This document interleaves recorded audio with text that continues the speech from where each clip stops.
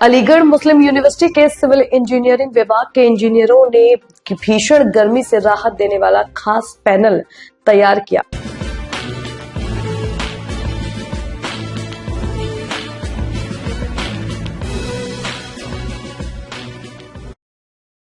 अलीगढ़ मुस्लिम university के civil engineering विभाग के इंजीनियरों ने भीषण गर्मी से राहत देने वाला खास पैनल तैयार किया है। FCI फेरो सेल्यूलर इंसुलेटेड नाम का यह पैनल ऐसा है कि बाहर तापमान 42 डिग्री होने पर भी कमरे के अंदर लगभग 27 डिग्री तापमान महसूस होगा, यानी करीब 15 डिग्री की कमी। डॉक्टर मोहम्मद रेहान सादिक और शोधार्थी यासिर खान ने सीमेंट और गत्ते के मिश्रण से यह पैनल बनाया है। दो पैनलों के बीच खाली जगह रहती है जिसमें फंसी हवा इंसुलेटर का काम करती है और कमरा ठंडा रहता है। इससे AC और कूलर की बिजली खपत भी कम होगी और बाहर का शोर भी घटेगा। यासिर खान ने सरकार से शोध के लिए अधिक फंडिंग देने और अपने कार्य के पेटेंट पर ध्यान देने की अपील की है। जी, मेरा नाम डॉक्टर यासिर खान है और मैंने PhD की है अलीगढ़ मुस्लिम यूनिवर्सिटी से और मेरा टॉपिक था PhD का behaviour of energy efficient structural members in green building.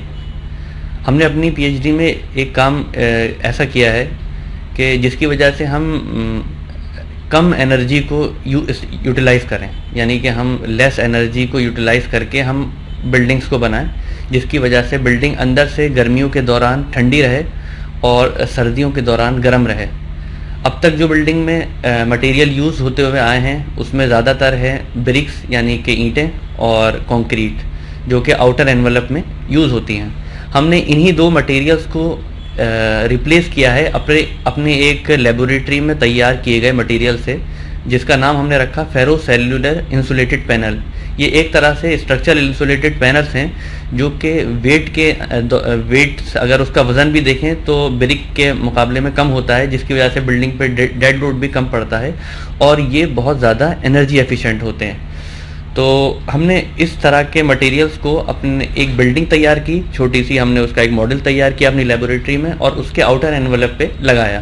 फिर हमने हीट सप्लाई की बाहर की तरफ से और हमने देखा कि 8 घंटे के अंदर जो टेम्परेचर 17 डिग्री सेंटीग्रेड था बाहर, वो ब्रिक वाले एनवलप में यानी कि ब्रिक वाले मॉडल के अंदर वो अंदर टेम्परेचर पहुंच गया 48 डिग्री सेंटीग्रेड 8 घंटे में।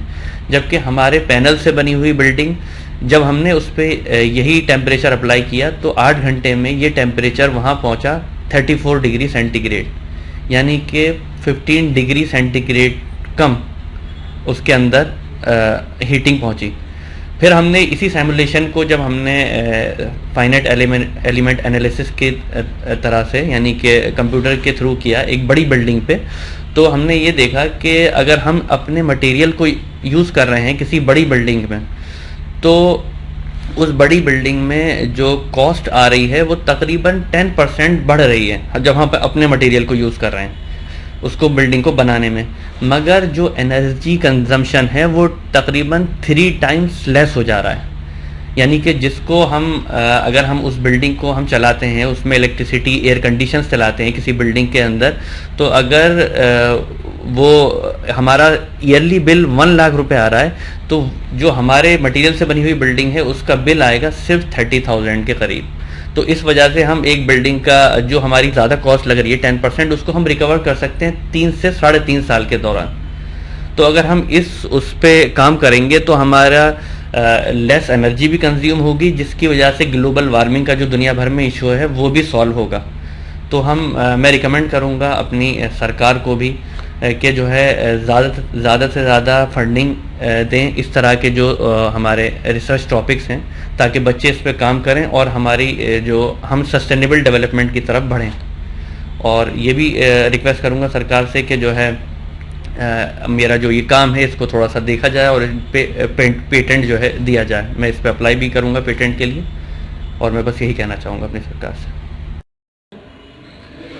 हम लोग जिस प्लेन में रहते हैं इंडिया में, ये इंडो गैंजेटिक प्लेन कहलाता है। इसमें समझ लीजिए कि 8 से 9 महीना गर्मी पड़ती है और इस गर्मी की वजह से जो है हम लोग AC यूज़ करते हैं और बहुत फ्रिक्वेंट AC यूज़ हो चुके हैं अब।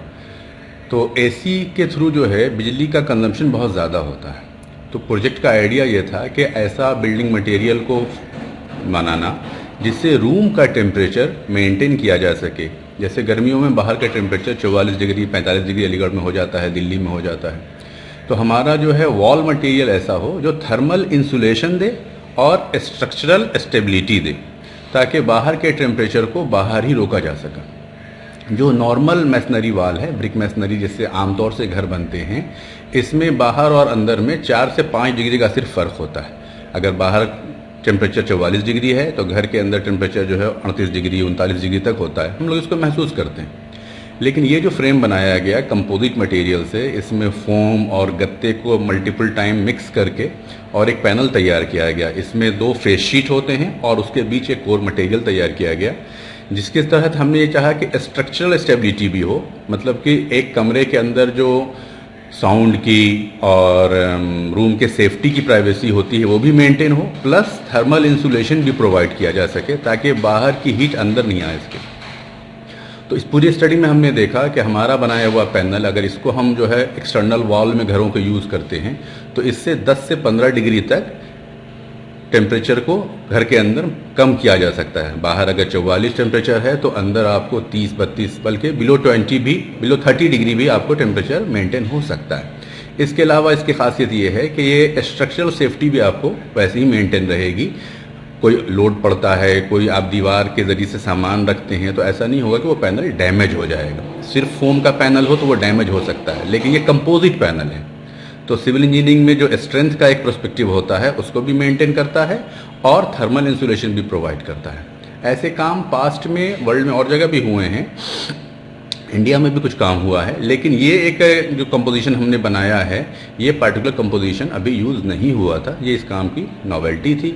और इस काम को लीड किया हमारे प्रोफेसर अब्दुल बाकी साहब, he was the chairman and he retired last year. And इसमें जो हमारा PhD स्टूडेंट था, now he is doctorate, doctor Yasir Khan, उन्होंने इसमें बहुत वर्क किया, मटेरियल सिलेक्शन और इन चीज़ों में उन्होंने बहुत डिवोटेडली काम किया और एक अच्छा रिज़ल्ट हमने इसको प्रोड्यूस किया है। हम चाहेंगे कि आगे इसको पेटेंट में और कॉमर्शियलाइजेशन में ले जा सकें, ताकि जो भारत सरकार का विज़न है विकसित भारत और मेक इन इंडिया वाला, हम उसमें भी इससे थ्रू कंट्रीब्यूट कर सकें। Thank you.